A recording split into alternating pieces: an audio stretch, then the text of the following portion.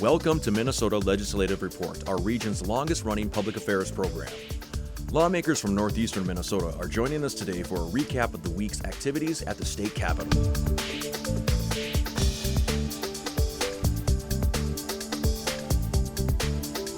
Minnesota Legislative Report starts now. Hello and welcome to Minnesota Legislative Report. I'm Tony Sertich and I'll be your host for the 49th season of the program. As you can see, we're doing things a little differently this year because of the COVID-19 pandemic and Governor Walz's stay-at-home order. I'm hosting this broadcast from my home and our guests will be remote as well. We're recording the show ahead of time on Friday, but we encourage you to email your questions for next week to ask@wdsc.org. You'll find that email address at the bottom of your screen. And joining us this week is Senator Jason Rarick, a Republican from Pine County representing District 11. Welcome, Senator Rarick. Thank you for having me. And Representative Mike Sundin, a Democrat from ESCO representing House District 11A. Welcome, Representative Sundin. Great to be here. Thank you. Absolutely. As either former or current House members, all three of us, we're going to let the House go first. It must seem very strange not being at the state capitol this spring.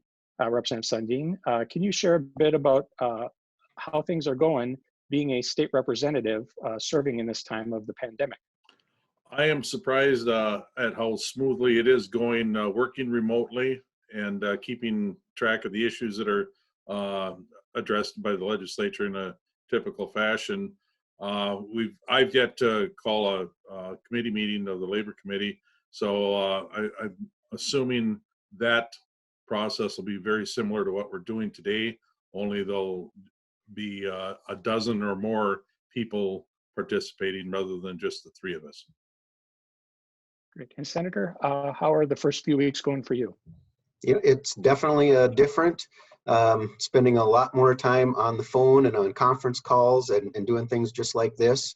But I think, we've actually been getting far more contacts from constituents and people with questions than normal. So people might think we're not as busy. I would say it's the exact opposite. I think we're busier than ever, just doing things differently. So I know that the legislature has made an initial response to the crisis that we're in and passed legislation. The Capitol was virtually shut down and you guys were physically distancing from one another. Can you talk a bit about that process of passing that emergency legislation into law? I know that in the House, some of the members weren't actually even in the House chambers for the vote. They were in chairs, and even in the Senate, they were up in the gallery and not on the floor. Would either of you like to talk a bit about what it was like being a part of that process? Certainly, it was amazing the way the session was put together last week. The credit goes to the Sergeant of Arms and leadership in the House. They had us file in a certain order, and people working remotely or actually voting remotely. They were positioned throughout the rotunda and up in the gallery, and we got business done. I guess the state's invested close to $330 million right now to fight the effects of this COVID virus, how it affects Minnesotans. And there again, I'm just amazed at how the staff pulled this off to have us do our work.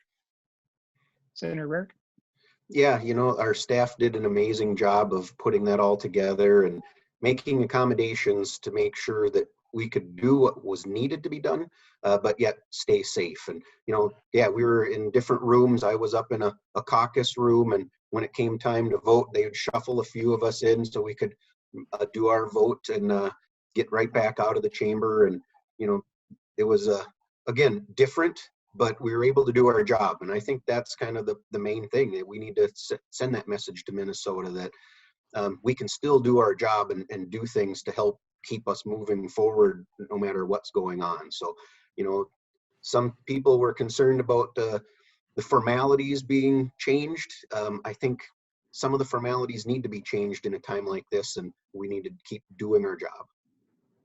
That sounds great. So we talked a bit about the process, and let's dig into the details. Representative Sundin talked about some numbers in the response. Can both of you take some opportunity to share with viewers what actually was passed into law, what supports, what emergency funding took place in this bill that was passed by both bodies quite significantly and signed by the governor late last week? Sure. I think the bulk of the money, or a good portion of it at least, was left up to the discretion of the governor. So he can react, and the agencies can react. The bureaucracy is properly funded, so we can react and under the direction of the governor to the changing times. You can move the money where it needs to be rather than go back to the legislature for detailed decisions. And to the credit of the governor, I think he's doing a terrific job. And I have no trouble giving that latitude to the governor. Senator. Yeah, I think this first one especially was focused around DHS and being able to allow our hospitals and, healthcare workers to react and to be able to shift things where it's going to be needed. And because, as we all know, things change every single day. It's hard to try to understand where the needs are going to be 2 days from now, let alone a week from now. So it was, very good to do that. And I think we're continuing to talk more about what might be the next steps. But, that first one was focused around the healthcare and a little bit of unemployment. And hopefully we'll do some more here in the very near future to help people who have lost their jobs and that. So I think it's been a little difficult, but to project what's going to happen. But I think the flexibility that Representative Sundin talked about was the key part of the bill. Yes, and saw that all four legislative caucuses and the governor came together to really think through those issues. And so this is supposed to be a shorter legislative session, primarily focused on capital investment or bonding, and we'll get to that in a little bit. But Senator Rarick, you talked a bit about what might be future responses. To both of you, what are you hearing back home from your constituents who are going through this crisis? Now that I'm assuming both of you are spending a little bit more time at home, sheltering at home, I'm assuming as well, but still, I'm sure in contact with local elected officials and citizens you serve. Yeah, I'm sheltering at home. I'm doing fine with that. I don't know how my wife is taking it all, but we'll get through it. I'm certain of that. Most of the email traffic and calls that I'm getting pertain to unemployment and small business loans, those type of concerns, and we're at, I think, 300,000 people on unemployment or have applied for unemployment right now in the state of Minnesota. And at one point it was like 2,000 claims per hour being filed. So I've been talking to so many constituents, so many people around the state, asking them to please be patient. The deed is put on extra staff. They're bringing back experienced people that have retired, and they're doing the best they can. It's going to take quite a little bit of time to sort through this explosion of claims. So that's been the bulk of the communication traffic. We've got plenty of bills or plenty of concerns regarding unemployment, and we can get into that too if you want. Yeah, absolutely, we can do that. Senator, what are you hearing from your constituents as well? Yeah, I would agree that the number one issue is around the unemployment insurance.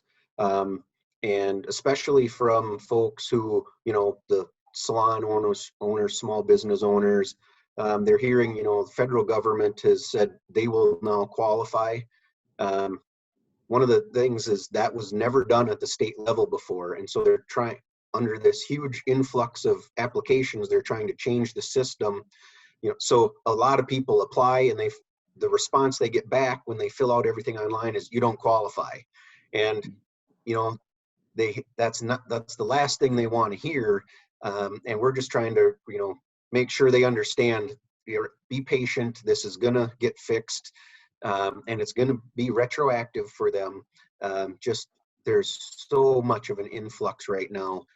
They're overwhelmed. And I think hopefully we'll work through it soon, and people will be able to have that money, and, doing the things like assuring them too that a lot of these bills, we're going to be able to push them down the line a little bit. You won't have to meet a deadline that's currently right now. So some of the other things that we're going to be working on, hopefully within the next week or two, depending on when we come back. So, and just another one is travel. People are wondering, am I allowed, I've heard from a few people who winter down south, am I allowed to come back home?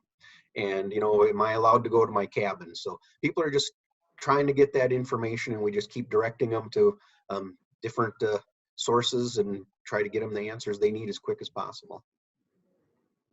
Great. Representative Sundin, you wanted to talk a bit more about unemployment insurance? I could, absolutely. There's a couple of different issues that surround that. If people are laid off directly due to the virus, that's one thing. A business can't support employees if there's no business going on. But there's some other workman's comp issues that enter into this as well, and we're wading through that issue as well. There's things such you would call presumptive eligibility. Let's say a firefighter, a first responder, a policeman, nurse, healthcare workers, if they're exposed to the virus at work, these people are working 12-hour shifts. They're working and constantly exposed to the virus or the risk thereof. And there's a group in the legislature that believe that there should be a presumptive eligibility for firefighters for workman's comp. If they're missing work due to this virus, let's just assume that they got it from work. They're handling people with the disease.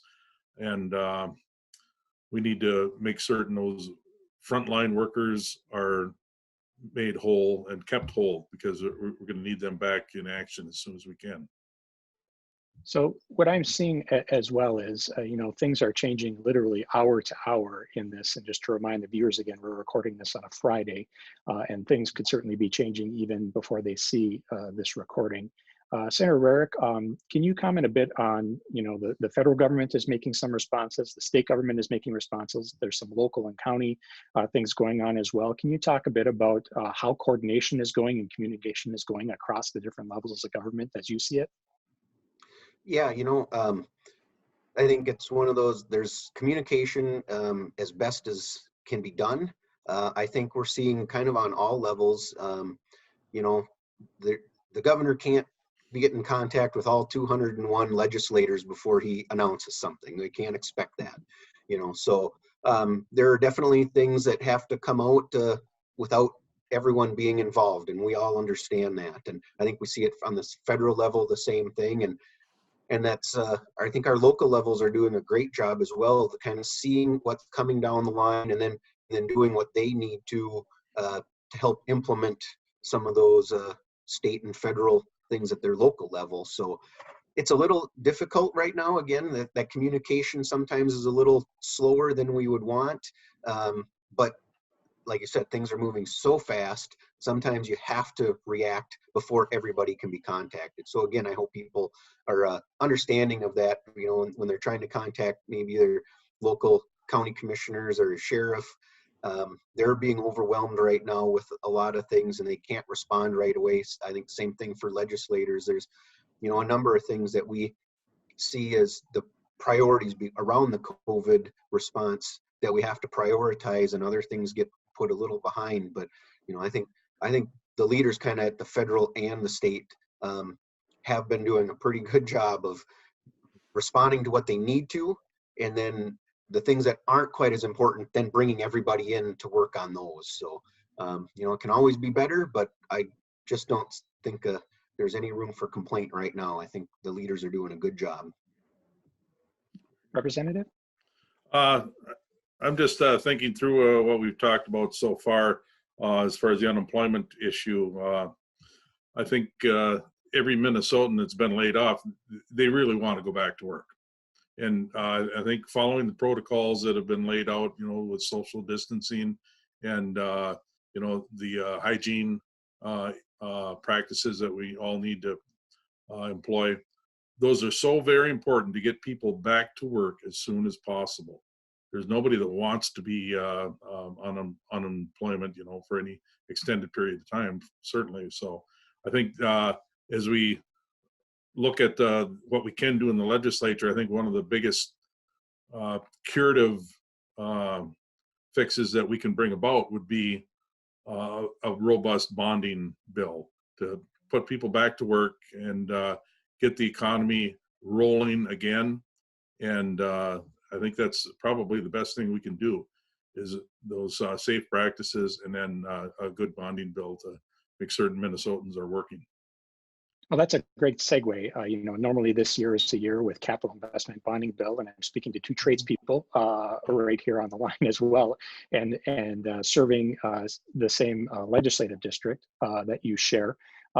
So can you talk a bit about the work that you're doing specifically in your communities to our viewers, what you're advocating for, and kind of see both a path for a capital investment or bonding bill this year, and then maybe some of the projects that either of you individually or I know collectively are working on for your communities? Certainly. Senator Rarick and I are authored on a few of the different bills here affecting our community, and there's a water line in Carlton that we want to get done. There's some LCCMR money that we're chasing after for up in Brookston. I've got the WLSSD bill, which is great for everybody on the WLSSD system. So these issues are still alive, and we have to keep them alive. That's our job. So looking forward to doing that, and I'm certain that Senator Rarick's got some other projects in the southern part of the district, and the statewide bonding bill. I'm certain that we're going for the biggest number of it that we can. Senator. Yeah. I think it's been again put on the back burner a little bit, but we're still talking about it, and everybody knows this is the bonding year. And my attitude actually has changed a little bit because of this.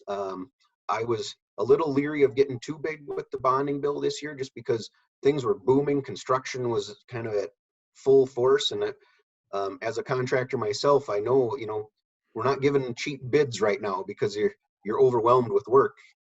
Because of this, though, I've talked to a lot of construction companies, and their work has just slowed down and almost come to a stop.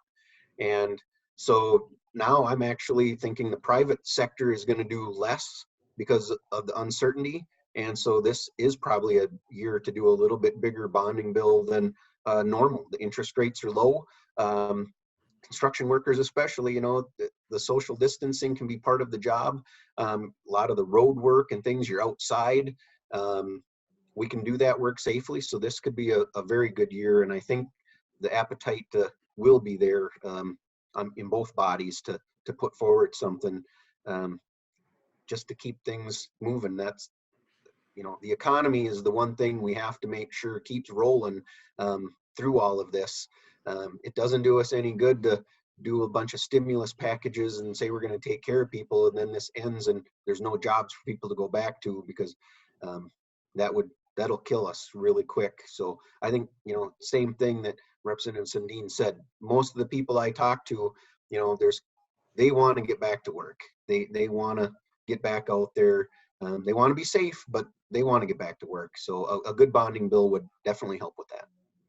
And of course, this bonding capital investment bill is about infrastructure projects. The state has the ability to borrow money at a low interest rate and then invest in local infrastructure projects across the state. And you two are authors, obviously, of many of your local projects in your district. And this generally is the focal point of this shorter second legislative session of the 2-year sessions that is supposed to wrap up in the middle of May. Now, you're kind of tentatively on a break here from the legislature because of this pandemic and this stay-at-home order and distancing order.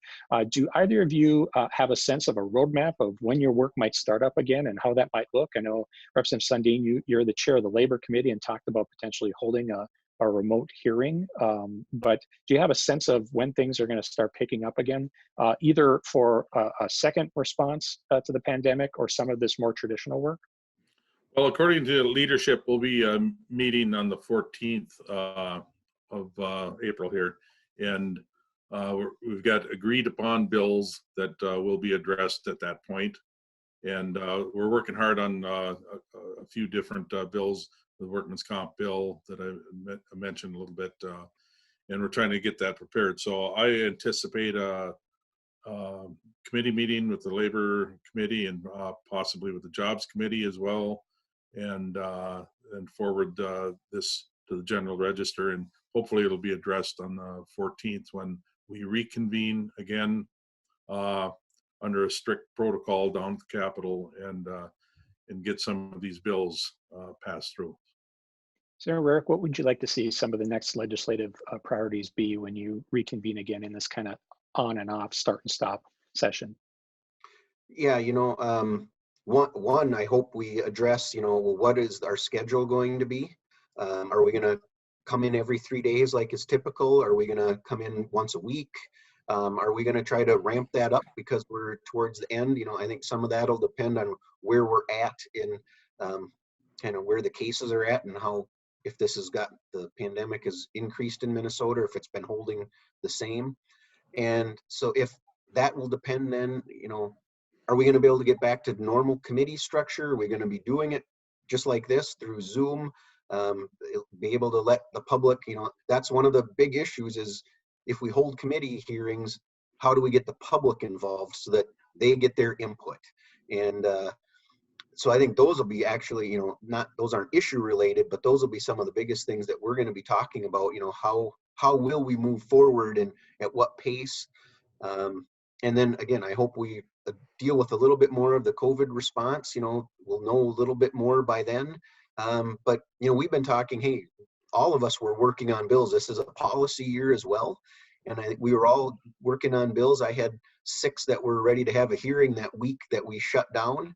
And I think we can work on some that have general consensus and try to get some of them moved through, things that would be good for Minnesota. So we'll know more. And we're, like I said, everybody's still communicating right now, and hopefully we'll have some good things ready on the 14th. And then by then have a good idea of how often we can meet, and how many things we can work on other than, say, just a bonding bill or COVID response.